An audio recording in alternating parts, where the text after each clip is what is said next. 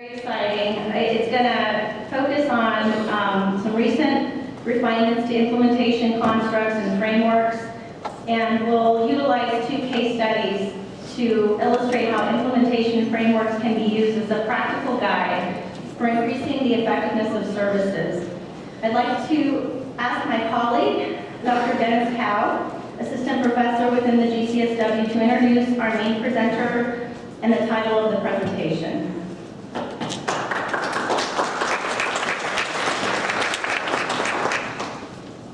Good morning, everybody. Good morning. I have the honor of introducing Dr. Roselyn Bertram. She's currently an associate professor at the University of Missouri, Kansas City, and serves as a consultant for SAMHSA.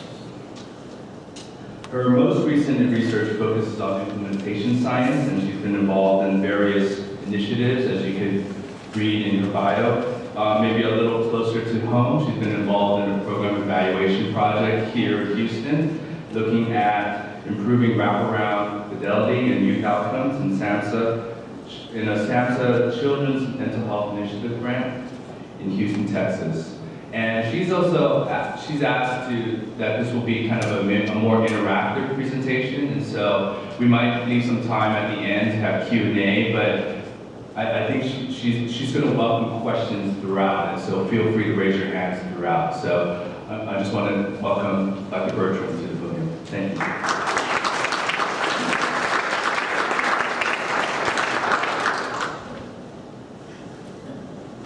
Yeah, one of the worst things I could do on a Saturday morning is just stand here and talk.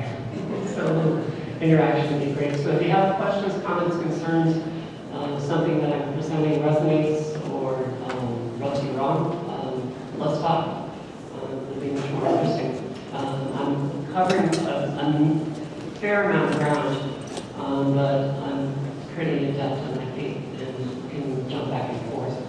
I'm going to cover 3 primary areas. One is to present, and the paper does it in a more integrated manner, but using PowerPoint it's very difficult to go back and forth because the ways in which the frameworks were used, the implementation frameworks were used up in Kansas City by our social work program evaluation course and students in that course, and then down here to actually try to improve wraparound implementation. It's kind of a comparison of, from a learning perspective for the students of this grant, but from what we found in terms of program implementation on our field sites in Kansas City, it's not a pretty picture. And it would be hard to go back and forth between something that turned into something so good and something that's a picture and things we'd like to see improved. So I'm going to separate them out. The first part of this, Allison, let me see if I got this. Let me start with our Spencer Darling. He's a management consultant, corporate management consultant. All organizations are designed intentionally or unwittingly to achieve exactly the results that they're going to get.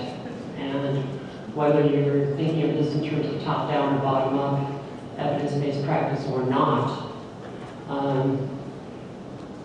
you have to start with what's logically going to be an effective intervention. But if you don't deliver it as intended with fidelity, we'll talk a bit more about that in a moment, or if you don't deliver it in proper dosage for the phases of the treatment model, you're not going to get good outcomes. Now the question is, whose responsibility is that? We'll get into that in a moment.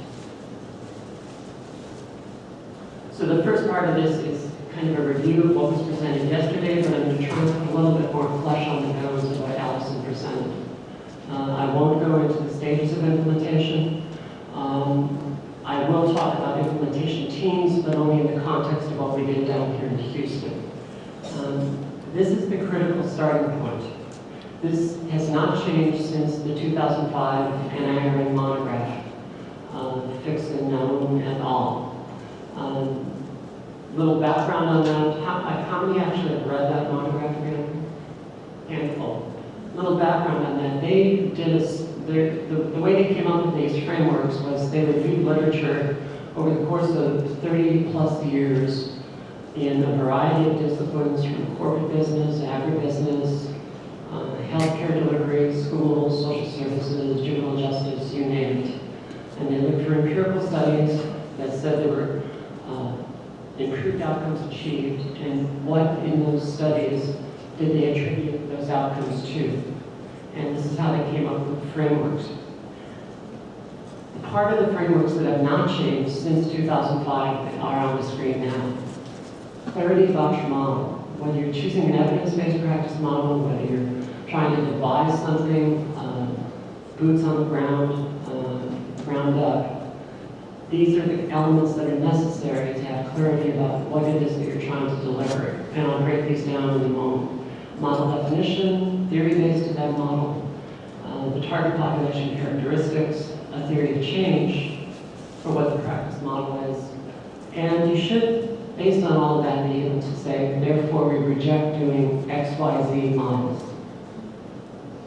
So, a little more flesh on the bones. Who participates? What are the key activities or elements? No matter what it is that you're doing, case management, cognitive behavioral treatment, wraparound, multi-systemic therapy, there are key elements and activities that need to be present. Clarity about that allows you to then train and coach around that and to evaluate for fidelity of are those elements present. What are the absolute essential activities? This is something I learned from Sal Newton. Who does what with whom, when, and in what manner? The 5 W's. That really gets us to the nitty-gritty of what actually happens around those key elements and activities. It takes us out of value-based principles or theory-based principles into actually what are people doing. And then there are phases to the practice model delivery. Classic breakdown is you've got engagement, assessment, intervention, evaluation, but every model is different. And for example, in the wraparound model that we'll talk about in about 20 minutes that they were using down here in Houston, there's a point in which teams have to be developed. So knowing what those phases of delivery are is also an important part around training. Each of those elements and activities and who participates, the rationale behind them, there's a theory base. I think this often gets fogged, or what's the language yesterday? The language about the theory is, or model gets captured, it gets stolen, carried away, and it begins to lose its meaning, whether we're talking about evidence-informed practice, evidence-based practice, or as we'll see in a moment, the wraparounds, theory of value-based principles. There are theories beneath everything in every practice model. They usually fall around behavioral theories, stages of human development, the family life cycle, Carter-McGoldrick, teens theory, ecological systems theory, which to me is the essence of social work. There's always a theory base to what we're doing, and we often don't pay enough attention to that. We also don't often look with enough detail, and there was some great discussion yesterday about this, at the target population characteristics. It's not just about demographics, the classic demographics. It's also about communities. What's the nature of community life and experience? Limited transportation, violence in the community, limited access to service, etc., etc. These should all be part of our decision on what practice model we choose to use. Who is it that we're trying to deliver service to? Therefore, which practice model, with what key elements and activities, anchored in what theory base, makes the most sense? Any good practice model, if delivered with fidelity, should be able to create change, theoretically. But very few people, obviously in this room that's not true, but out there in the real world, people don't talk about theory of change, and you'll see that in our students' evaluations of their field sites. How do these key elements and activities, whatever you say your practice model is, if delivered as intended, through the phases of service delivery, how does change occur? We should have an idea of how that's going to unfold. We should not just be making it up as we go along. If a program has thought this through, and it doesn't have to be in the exploration stage, to go back to Alice's discussion yesterday, it can be just, well, what are we really doing? You can pick it up at this point now, today, tomorrow, Monday, and ask these sorts of questions. If a program can think through the model definition, it's theory-based, is it a good match with our target population? Oh dear, there went my coffee. I'm good, don't worry. Yeah, I'm good. That was a dangerous thing to lose. If a program has thought through those elements elements and activities, the theory-based beneath them, is it a good match with our population? How does change occur if we do this right? Then we should be able to say, well, therefore, we're not going to do this one. Now, as you'll see in our study that our students did at their field sites, that's not what's happening out in the real world. But these elements, the intervention components, identified in 2005 have not changed. That's what's stable. This you should recognize from Allison's presentation yesterday. These are the implementation drivers. If an organization is going to deliver a model well, whatever that model is, the organization has to adjust in order to support delivery. It shouldn't be the other way around. Let's take a look at the competency drivers. Put a little more flesh on the bone of what Allison presented yesterday. Staff selection. It's not just licensure, degree, experience.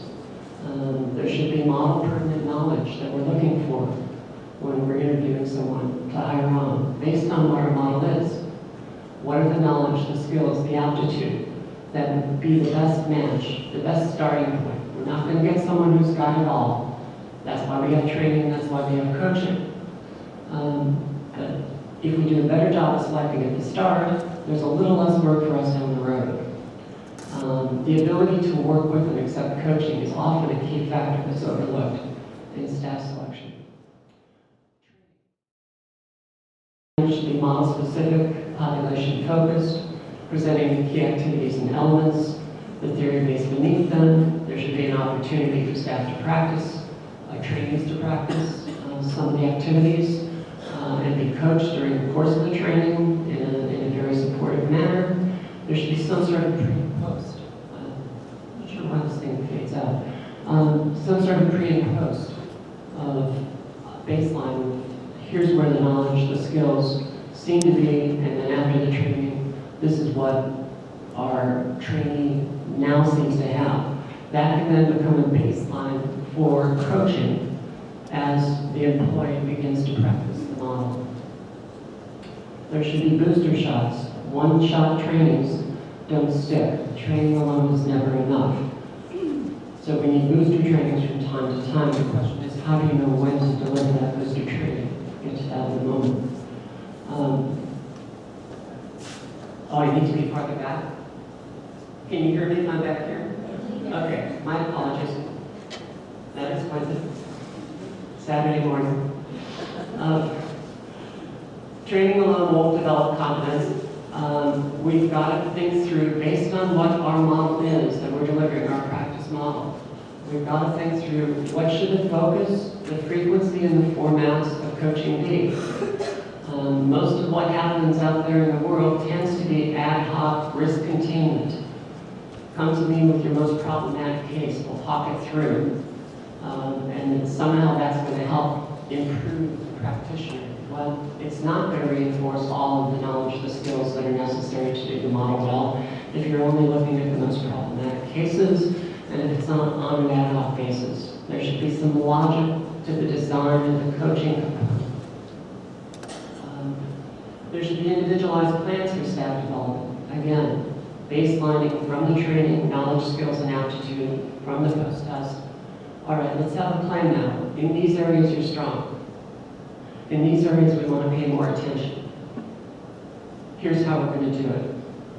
Now, by formats, there's all different sorts of formats. Live observation, videotape, audio tape, group learning formats, individual coaching formats, It all depends on the practice model. It all depends on what is it that you're trying to develop in that staff. The point here is that the coaching should be individualized, model pertinent, and this should be thought through relative to how do I get my staff competency and confidence up to the point where we're delivering this practice model with fidelity.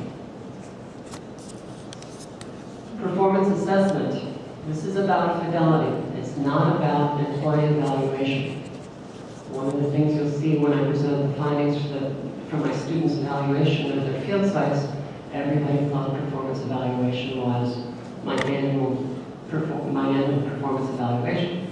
I did good here, I get along with staff well, I get my paperwork done on time. It has nothing to do with delivering the model well, whatever that may be. In order to be able to do coaching that's model pertinent, you've got to have data measures that are informing the coaching. And when I present what we did down here in Houston, you'll get to see some of those changes to data forms, case data forms that were used to better inform the coaching. So it did become model pertinent. It was reinforcing model fidelity. When it's well constructed and well thought through, performance assessment can also provide for an administrator the opportunity to evaluate how well have we designed our training component? How well is our coaching functioning? Is it occurring as planned? If we say we're doing group learning every other week, individual coaching in the in-between weeks, is that actually the frequency? We should be able to gather data on that. And then by comparing that with fidelity measures, begin to draw some conclusions. It's working here, it's breaking down here. When we get staff with this level of knowledge and skills, pre-training, we seem to be able to get them up to this level of knowledge and skills post-training, and within 3 months of coaching, if we're delivering our coaching as planned, we're now getting this level of fidelity and these kinds of outcomes. Model fidelity, delivering the model as intended. If we're trying to treat scurvy, we want to serve oranges, not apples. Let's take a look at the organization drivers, the right side of that triangle. This is the big one, switching your data system. As you can see when I present the data from Houston, they started out with a data system anchored in child welfare, designed to prove that certain things were done at certain times.